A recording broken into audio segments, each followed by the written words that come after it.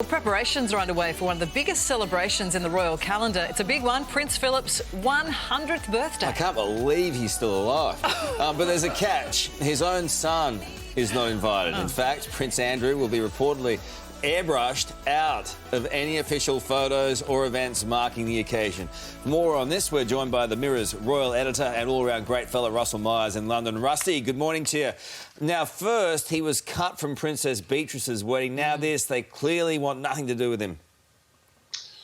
Well, good morning. Well, you're right. If you thought 2020 was bad for Prince Andrew, it looks like 2021 might be even worse. I think he's got the big shadow hanging over him. He's got to speak to the US authorities. And now the royals don't even want anything to do with him. It seems that this big exhibition that is planned for the Duke of Edinburgh's 100th birthday next year, they want him to have nothing to do with it. He's been airbrushed from the official photographs. They don't want him to have anything to do with the official programme notes. And it looks like they don't want anything to do with him. Hugely, hugely embarrassing indeed. What's going on with Prince Philip, though? Because we know that he always thumbs his nose at the right thing to do, and I thought that he viewed Andrew as one of his favourite sons. He would have wanted him there.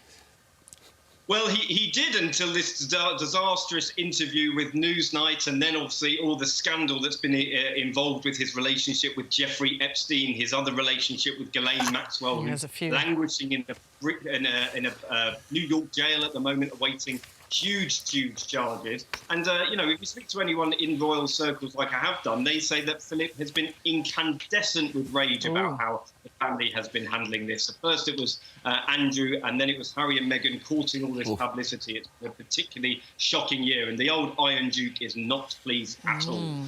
I'm sorry for laughing then.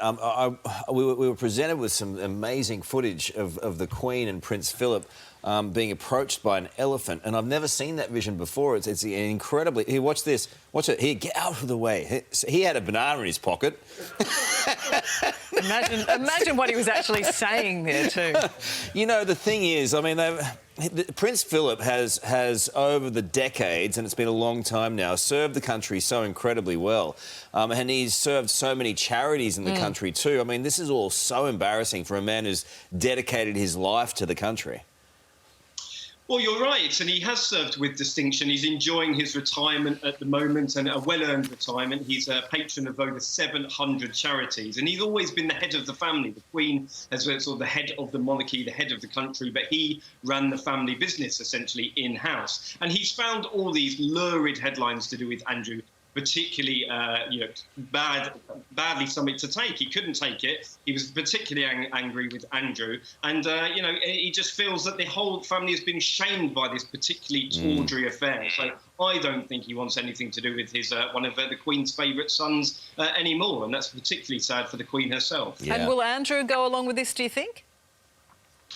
Well, Andrew is particularly, you know, he goes everything with a huge bluster, doesn't he? He's renowned for it. He doesn't have any concept of self-awareness with anyone that he's ever come across. And I think that this is no different. We've so far not spoken to the US authorities, who have said several times that they want to speak to him. And as long as this scandal rages, it is getting worse and worse for him. And I think, you know, the early part of 2021, you're going to see even more pressure on Andrew. Do you know, it's going to be a great celebration regardless for Prince Philip. I mean, is he still carriage racing?